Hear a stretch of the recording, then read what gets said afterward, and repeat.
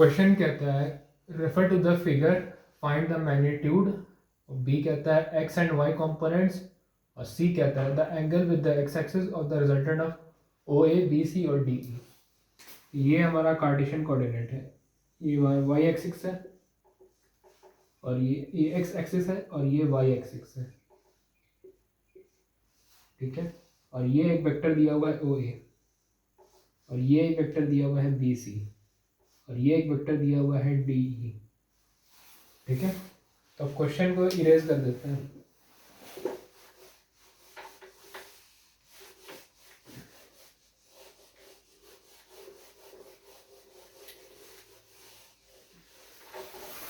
ठीक है, part A में बोला था कि मैग्नीट्यूड फाइंड करने के लिए, ठीक है।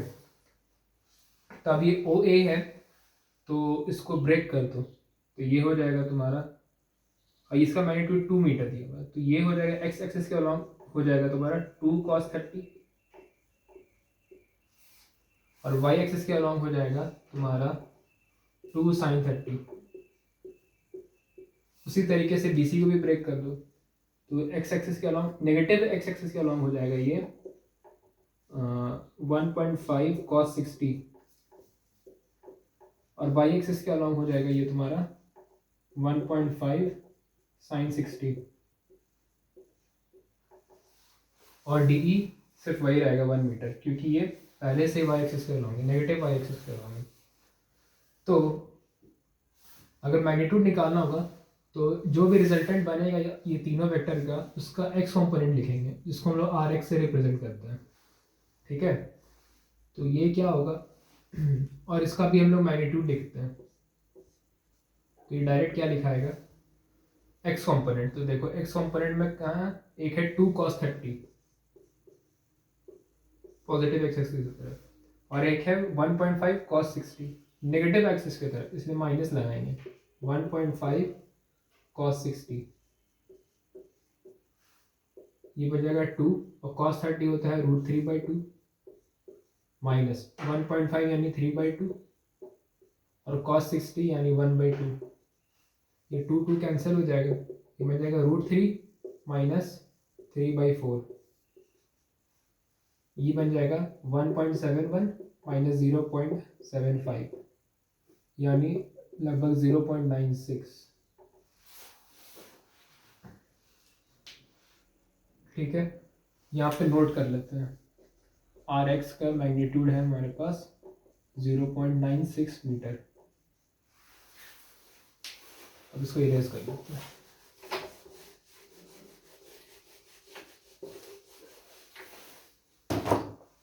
अब हम लोग निकाल लेते हैं वाई कंपोनेंट का मैग्नीट्यूड। तो वो क्या होगा, सिर्फ वाई कंपोनेंट लेना है, तो एक वाई कंपोनेंट है इधर से 2 sin 30 डिग्री, और एक वाई कंपोनेंट है प्लस 1.5 sin 60 डिग्री, और एक नेगेटिव वाई एक्सिस में है -1,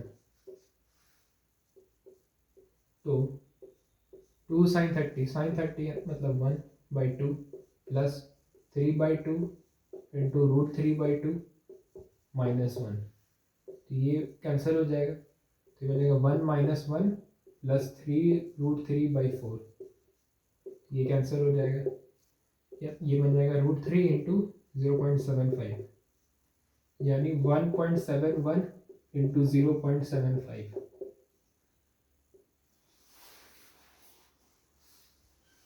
अब इसको मल्टीप्लाई करके देखना होगा कि क्या आता है, तो 171 तो 75, 5 5 5 7 35, 8 7 7 7 49, 11,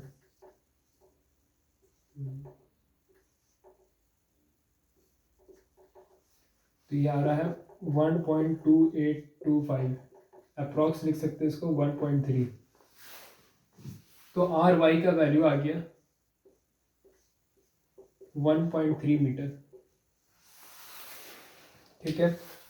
अब क्वेश्चन कहता है कि इस मैग्नीट्यूड निकल लिया, एक्स और वाई कॉम्पोनेंट में निकल लिया, अब बोलता है कि जो रिजल्टेंट है उसका एक्स एक्सिस के साथ क्या एंगल बन रहा है वो निकालना है। तो सबसे पहले हम लोग रिजल्टेंट का वैल्यू भी निकाल लेते हैं कि रिजल्टेंट क्या आ रहा है।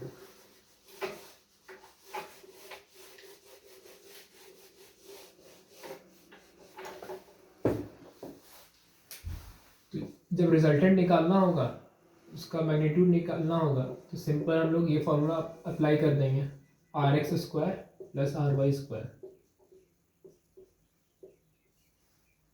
तो आर एक्स का वैल्यू है 0.96 whole square plus 1.3 whole square.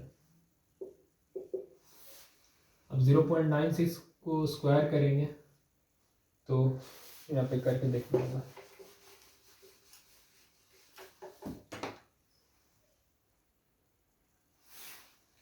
जैसा फॉर्म बढ़ाओ तो कैलकुलेटर।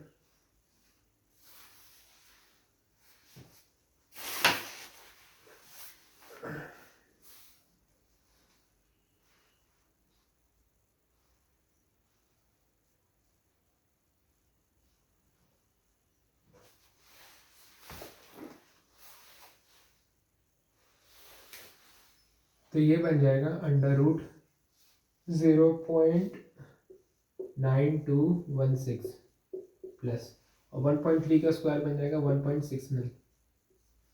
अब ये दोनों को ऐड कर देंगे, ये बन जाएगा अंडर रूट 2.6116। अब इसका अंडर रूट ले लेंगे,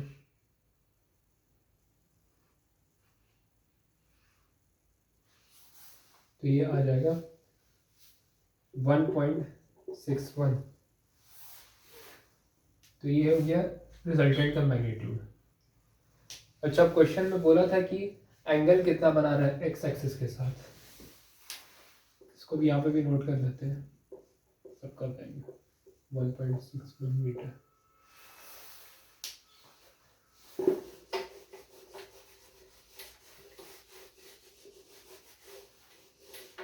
अगर फिगर को सिंप्लीफाई कर दिया जाए तो कुछ इस तरीके से लिखने का कि ये एक्स एक्सिस है और ये वाई एक्सिस है और ये ओरिजिन है, ठीक है। और इसका जो एक्स कंपोनेंट है इसको आर एक्स हम लोग डिनोट किए हैं, ये है 0.96 मीटर। और जो वाई कंपोनेंट है इसको आर वाई से डिनोट किए हम लोग, वो है 1.3 मीटर, ठीक है। और जो रिजल्टेंट है इसको आर से डिनोट किए, ये है हमारा 1.61 मीटर। अब पूछता है ये रिजल्टेंट जो है एक्स एक्सिस के साथ कितना एंगल बनाता है। तो मान लेते हैं ये एंगल अल्फा है, ठीक है। तो tan अल्फा का क्या होगा वैल्यू, tan अल्फा का फॉर्मूला क्या होता है, R Y upon R X. R Y क्या है, आर वाई क्या है 1.3 अपॉन 0.96। अब उसको थोड़ा सॉल्व कर लेते हैं।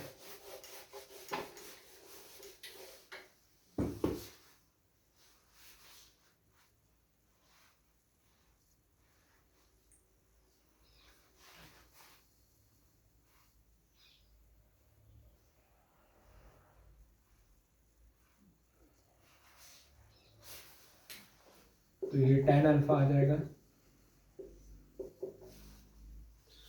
1.354। तो अल्फा का वैल्यू आ जाएगा tan इनवर्स 1.354।